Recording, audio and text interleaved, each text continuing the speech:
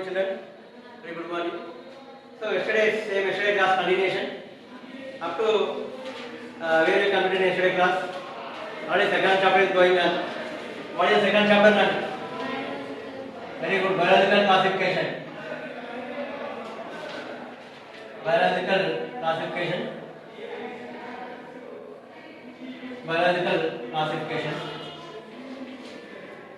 Okay. Biological classification.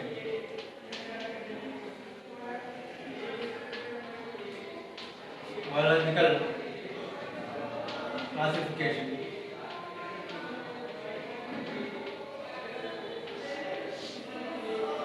So biological classification, that is the second chapter continuation. So already we discussed about all living things are categorized into 5 kingdoms: Monera, Protista, Fungi, Plantae, Animalia. These are the 5 kingdoms. So up to yesterday class we completed 4 kingdoms. Up to Plantae kingdom completed. Plantae means all plants are included in Plantae kingdom. What are the characters of the Plantae kingdom? Everything we discussed in yesterday class. Now today we are going to discuss the last kingdom, that is the Animalia. Animalia kingdom. Animalia kingdom. All animals are included in this kingdom.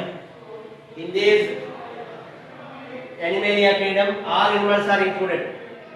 Okay.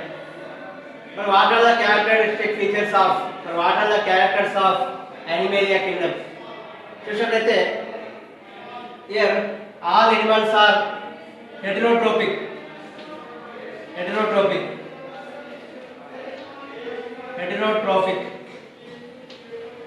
All animals are heterotrophic. Means they cannot prepare their own food. They can depend on other organisms for their food. But because these are heterotrophs, all are heterotrophs only. This can show heterotrophic nutrition. The organisms which cannot prepare their own food, the organisms which will depend on other organisms for food, that are called heterotrophs. That type of nutrition is called heterotrophic nutrition. But here all animals are heterotrophic only. Heterotrophic. And all animals are multicellular only.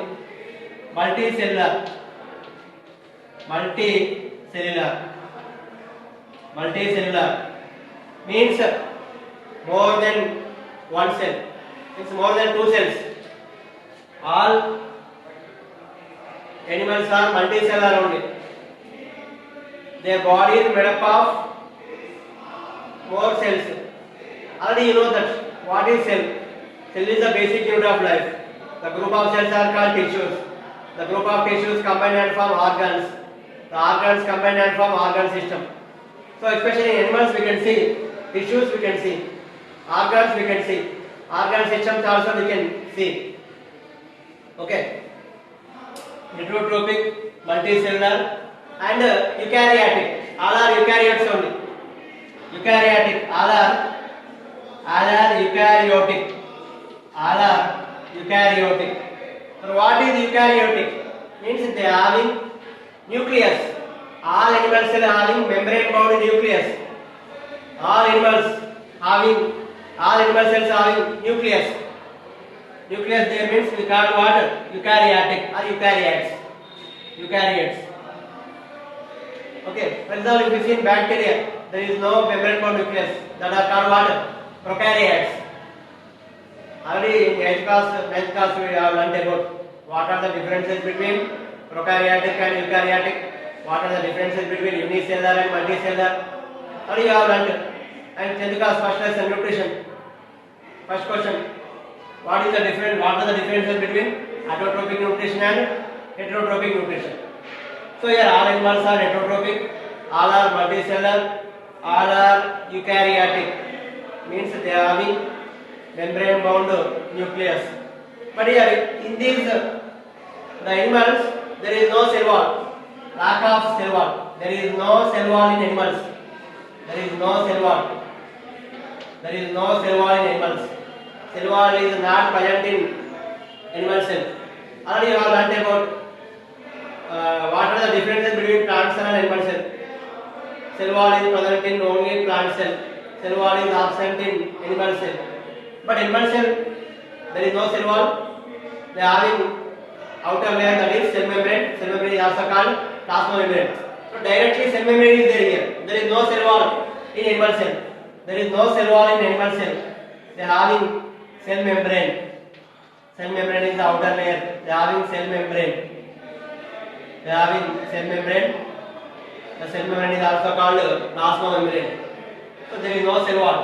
Instead of cell wall, they are having cell membrane, which is the outermost layer of the animal cells. Okay. And one of the important character, these are non-photosynthetic. These animals, all animals are unable to prepare their own food. They completely depend on other organisms. Lack of chlorophyll. There is no chlorophyll in animals. And one more thing you can remember, they show locomotion. They can able to move compared to plants. Plants are fixed in the soil with the help of roots. But animals, they have locomotory organs. They can show motion. They are able to move. Locomotion is there in animals. Locomotion, movement. Locomotion. Locomotion is there in animals. They are able to move from one place to another place for getting food, for product from the hunting animals. So we are animals able to move one place to another place. And what about the mode of nutrition? How the animals are getting their food? Mode of nutrition is allozoic nutrition. Allozoic means ingestion of the food. By taking the food in our mouth only, digestion process is going on. How we are taking the food? Okay, we have to keep the food in the mouth only.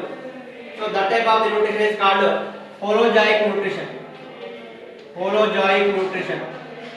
Holozoic nutrition is there. Holozoic nutrition. Holozoic nutrition. Holozoic means ingestion of the food. We have to keep the food in our mouth, through the mouth only. By taking the food in the mouth only, we are able to get the food. So that is holozoic nutrition. They have the locomotion, cell membrane present, cell wall absent, heterotrophic nutrition is there, multicellular organisms, eukaryotic. So these are the characters of the Animalia kingdom. Animalia kingdom characters. But about Animalia, we have to learn more information in zoology. Because Animalia means animals only. The study of animals is nothing but zoology. In zoology, we can get more and more information. Okay. Next, so far we completed 5 kingdom classification. After the 5 kingdoms, another scientist, he came and he proposed 6 kingdom classification. According to him, all living organisms are categorized into 6 kingdoms. But who is the scientist?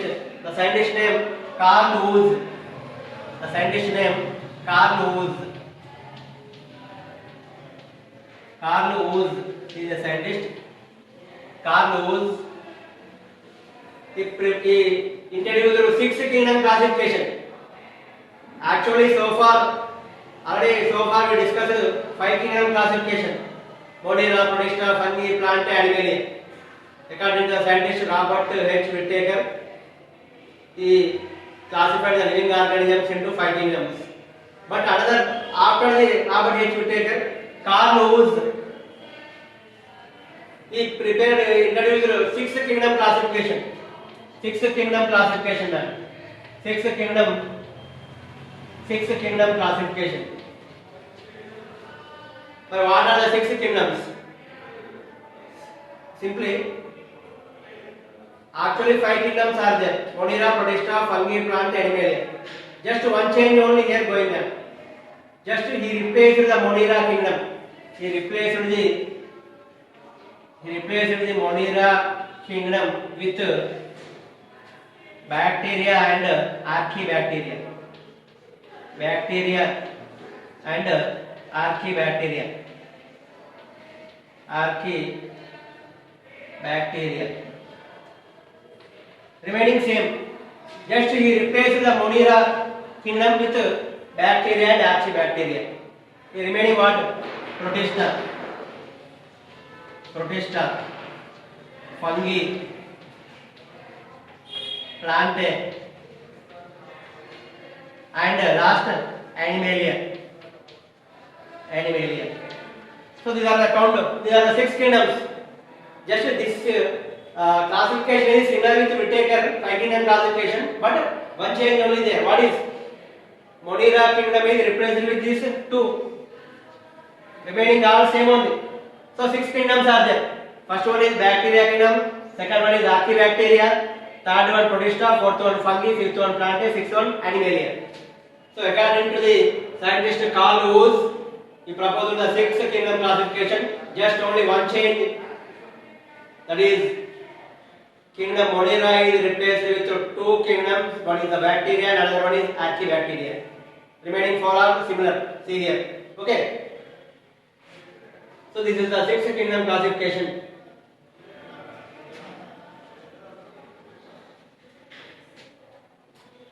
Okay, next after here. Okay, so far the classification systems completed. Here some important topics here they given. So the scientist Robert Whittaker, he didn't mention about the virus. He didn't mention about the virus. He didn't give information about the viruses. Why? Because viruses are non-cellular organisms, acellular organisms. He didn't mention about the virus, and also he didn't mention about the viroids, and also he didn't mention about the prions, and also he didn't mention about the lichens. These are all acellular organisms. వీటి గురించి about this he didn't mention. Robert H. Whittaker, he proposed 5 kingdom classification. In his 5 kingdom he explained everything.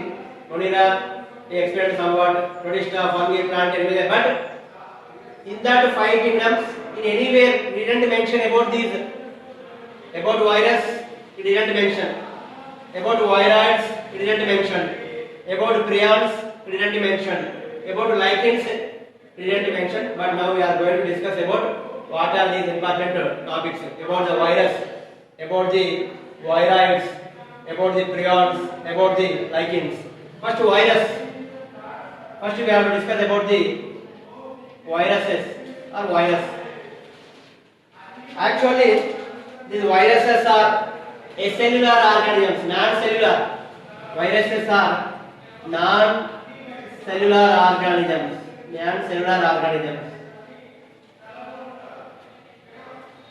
These viruses are non-cellular organisms. So, according to the Robert Whittaker classification, he didn't mention the virus. Why? Because there is no place to the virus in his classification. He only explained about cellular organisms. But here virus is acellular. Virus is non-cellular organism. Virus, whenever the virus present outside of the living body, it appears like a inert crystalline structure. The structure of the virus is inert structure. Inert means false. Inert crystalline structure. Okay. Inert crystalline structure. Inert crystalline structure. Inert means dull, false. Inert means not active, dull. Inert means inactive. In chemistry, inert gases. Inert means inactive. This is the virus is inert crystalline structure whenever it is present outside of the living body. Whenever the virus is present outside of the living body. Whenever the virus is present outside of the plant cell or outside of the animal cell, it should be appear like a inert crystalline structure. It is non-cellular organism. But when the virus should be active, whenever the virus enter in our body, Whenever the virus enter in the host cell, it can multiply its number and it can multiply, it can reproduce, it can multiply its number and it can show its effect. But until the virus is inactive, whenever the virus enter into the human cells, whenever the virus enter into the host cell, then only it can multiply. By reproduction process it can multiply and it can show its effect. But whenever it is outside of the cell, it is inactive. Whenever it enter into the cell, it should be active, multiply, it can show its effect. So the viruses we can see with the help of electron microscope only, which are very minute organisms. But the virus, the word virus came from the word venom. The word virus derived from the word venom. Venom means poisonous,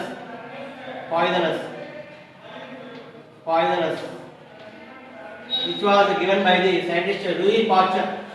Louis Pasteur.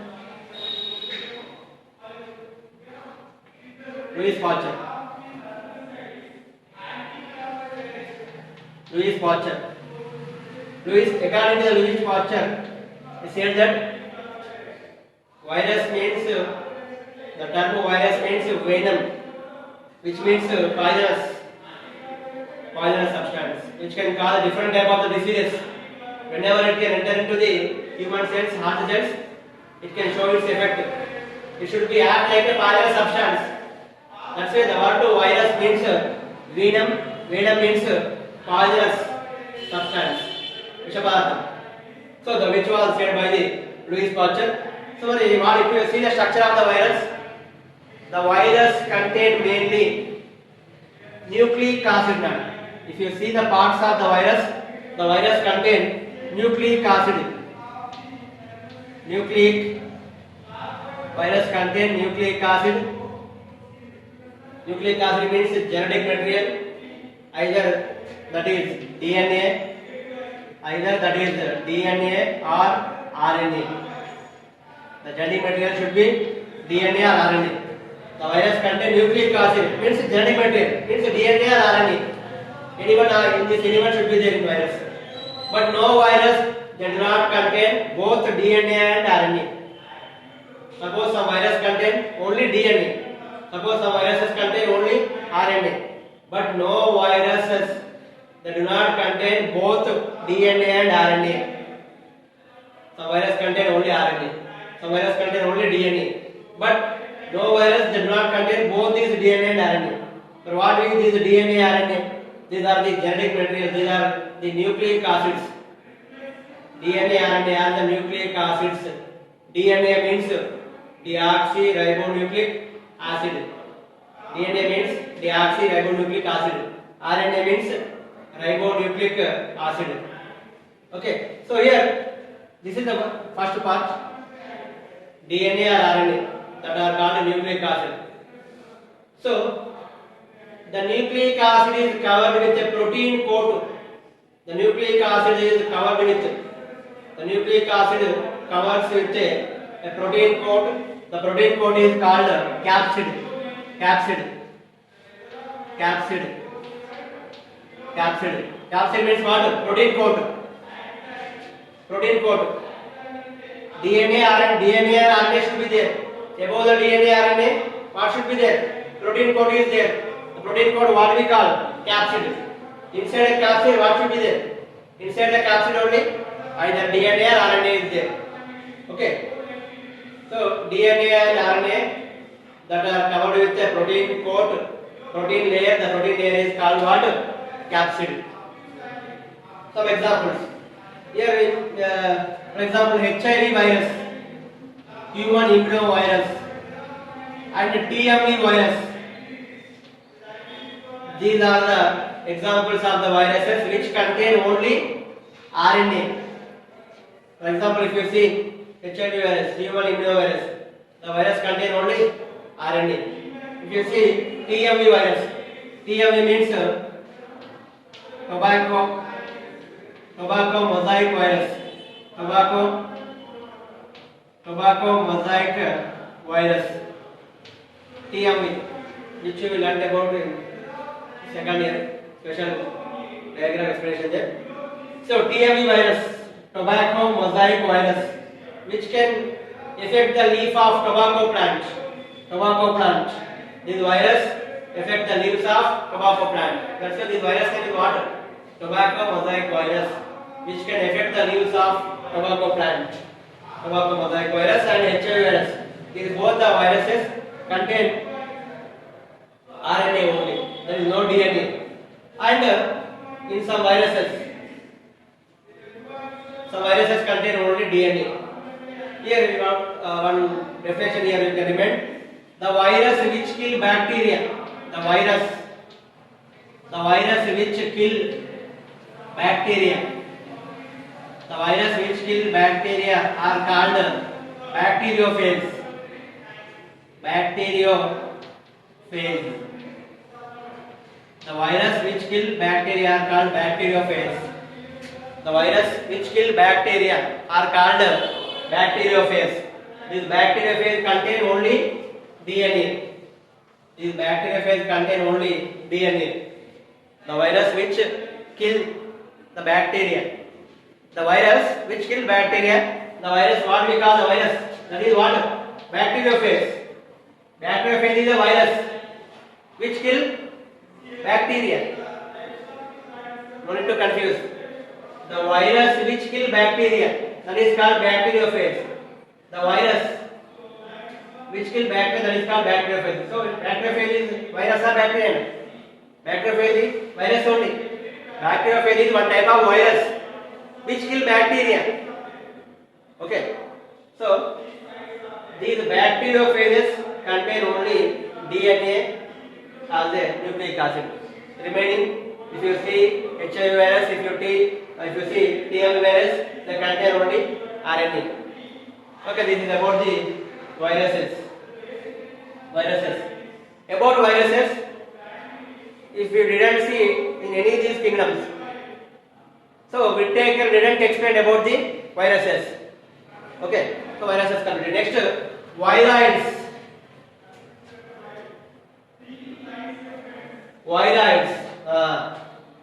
Viroids means which are very smaller than virus. Viroids. See here. Viroids means which are smaller than virus. Viroids are smaller than virus. These viroids are invented by the scientist Diner.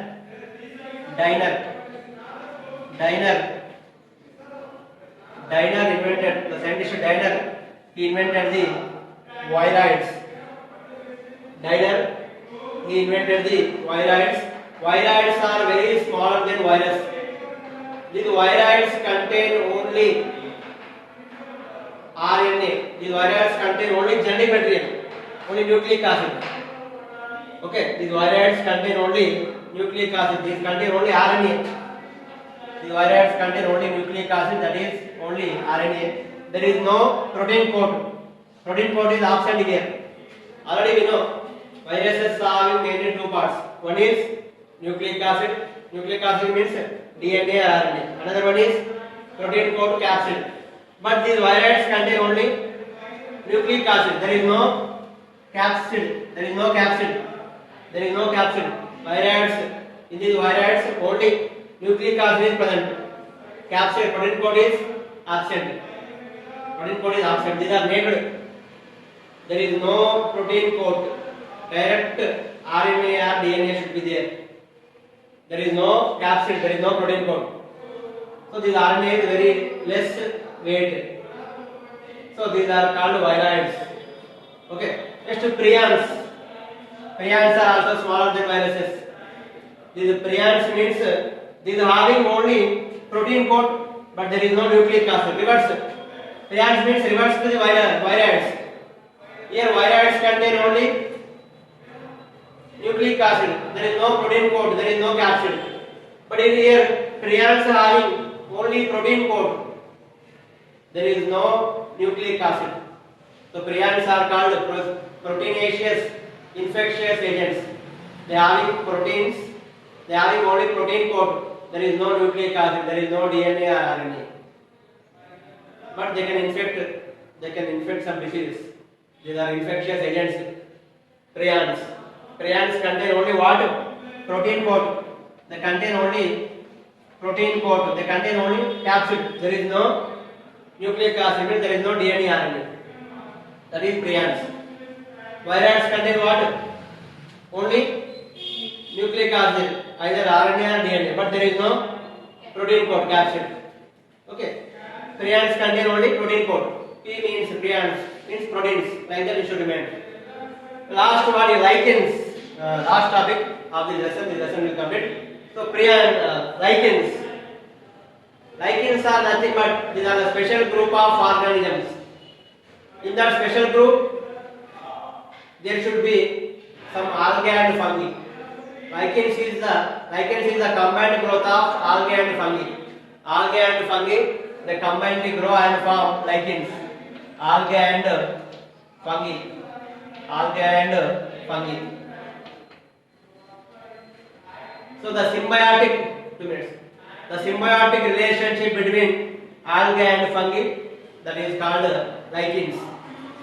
In that lichens are a special group of organisms. In that lichens, what should be there? Algae there, fungi there. So both are combinedly living. In this combination, both are benefited. So that type of the association is called symbiosis. Symbiosis. Lichens means combined growth of algae and fungi. In this situation, algae got benefits, fungi also got benefits. Both are benefited. So that type of the association is called symbiosis.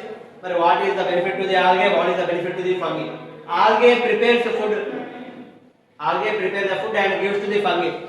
In return, fungi gives the water and minerals. Okay. What is the benefit to the algae? What is the benefit to the fungi? Algae prepares the food and gives to the fungi. In return, fungi provides water and minerals to the algae. Okay. Here what algae getting? Water and minerals. Here what fungi getting? Food. In this situation, in this association, in this combination, both are benefited. So that type of the associations are called symbiosis. So lichens are very good pollution indicators. They cannot grow in polluted areas. That's why lichens are used as pollution indicators. Suppose in some places pollution there, no? Lichens doesn't grow. So lichens are pollution indicators. They cannot grow in polluted areas. So these are some extra topics: viruses, viroids, prions, lichens. Okay, which not mentioned in 5 kingdom classification. That's why they give extra topics. These topics you can remember. Okay, note down the main points. So this is the complete explanation of second chapter. So far we completed second chapter. In next class we are going to start third chapter. What is the third chapter? That is Science of Plants Botany. Okay, thank you children.